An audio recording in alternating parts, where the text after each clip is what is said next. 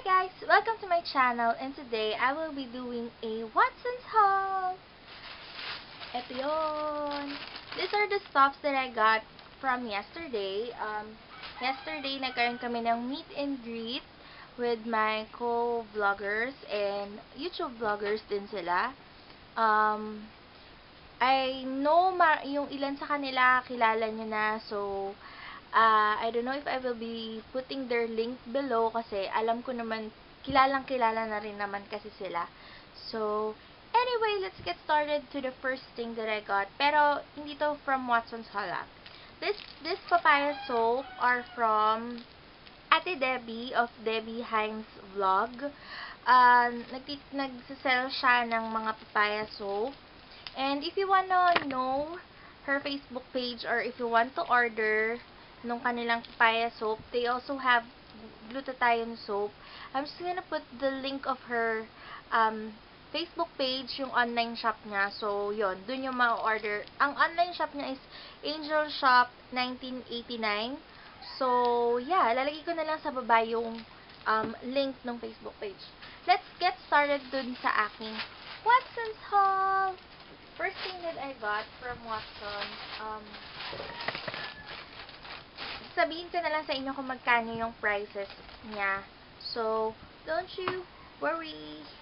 So, first thing that I got is this by Festa Cleansing Express Moist Cleansing Lotion. This is a makeup remover, toner, and a moisturizer. I believe this is a very popular sa YouTube, especially dun sa mga vloggers na talagang sikat, like si Makeup by Carla Misa, si Miss Say. Ito yung ginagamit nila to remove their makeups. And kahit hindi ka na maghilamos and apply mo agad yung night care routine mo, okay na okay kasi moisture water cleansing lotion naman siya. So, I've tried the moist, yung moist na variant, kasi meron silang tatlo, pero hindi ko alam yung mga, ano nila, yung mga description, basta meron ng white, ito nga yung white, yung blue, and yung pink. So, pag naubos ko to, I'm gonna try the two other variants of this by Festa, and I bought this for 119 pesos. Actually, sa Robinsons, itong by Festa, if I'm not mistaken, 300 something lang siya. Mas hindi siya 400, pero kasi, nandun na ako sa Watson, so sayang yun siya. So, kumuha ko ng isa. Sayang naman. Next thing that I got is this Celotex Brightening Multi-Benefit BB Cream with SPF 15, Bio White, and Bio Benefity. So, this one is a BB cream. So, this is for 365 pesos and it has, asa na ba yun? It has 30 ml. This is dermatologic tested, hypoallergenic, and non-comedogenic. So, if you want me to review this product, just comment down the link, just comment down below and let me know if you want me to review this BB cream. Meron ako napanood na review about this one, and napanood ko din to kay Miss Mega Anlim. Yon, gumagamit siya nitong Celotex, and yeah, nag-try din naman ako ng Celotex and it works for me. So, I wanna give a try dun sa kanilang BB cream. Next thing that I got is this Pepsodent for healthy and naturally white teeth. This is in 75 grams. So, let's see, let's try. Kasi ang ginagamit ko is Colgate, but I noticed kasi na parang nag-yellowish pa rin siya kahit nagtutoothbrush naman ako. So, napanood ko to sa vlog ni Miss Anne, and one of her favorites is this Pepsodent whitening. So, yeah, tatry ko din. Malay mo mag-work din siya sa akin. Next thing that I got also is this Kleenex Oil Blotting Sheets. It has 50 sheets and this is for 104.75.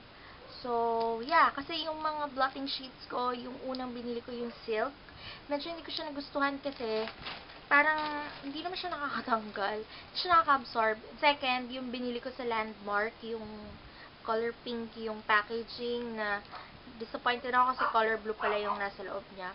So, gusto ko siya i-try and it's very handy. Maliit lang siya. And it's color violet. Next, the last two that I got is makeup products. So, first na nakuha ko ng makeup products is this Pixi UV Whitening Two-Way Cake Perfect Matte Two-Way Whitening Oil-Free and Non-Comedogenic with SPF 15. I believe this is a new product. Akala ko nga it was a Korean brand, but upon reading the description sa likod, it was originally by Mandom Corporation in Japan. So, yeah, pero manufactured by Indonesia siya. Indonesia. So, if you will see yung packaging sa likod, meron yung Indonesian language. Yan. And then, English. Pero, yeah, I think it's very nice. And this shade is in True Beige. Perfect matte, so I believe it's a matte foundation. It's a matte powder. And this is how it looks like. It has 12 grams. Tapos when you open it, meron siyang film na pixie. And then mirror, the sponge. And when you swatch, ito siya. Ang 3 colors din, yung kanilang 3 shades. True Beige, Honey Beige, and Orc. Hindi ko alam paano pronounce. Basta, I'm gonna put na lang dito, ka-caption ko na lang, basta yun. Ito yung parang closest to natural, closest to my skin tone, so, kinuha ko siya. Yung Honey Beige kasi medyo parang maitim. So, yeah, ito naman yung close to my skin tone, so, kinuha ko na. And last thing that I got is this Bobbi Cosmetics. This is in LS03. May kita nyo ba? Ay, ano ba yan? Kita nyo ba yan? This is in 03. Meron siyang shade ng pink. Pinkish yung shade niya. Kasi nakita ko to kay Ate Debbie. But nakalimutan ko yung shade na binili niya. So, I suppose baka pink kasi mahilig nga siya sa pink. And, matte din siya. Ito yung color niya. Very vibrant. Yung color, very pigmented. So, yeah, that's it for my Hots and Hauls. Hope you liked this video and hope you enjoyed watching. Click the thumbs up button if you like this video. If you haven't subscribed yet, please subscribe and let me know if you want me to review one of the products that I mentioned before. So, yeah, thanks for watching. I'm gonna see you in my next one. Goodbye!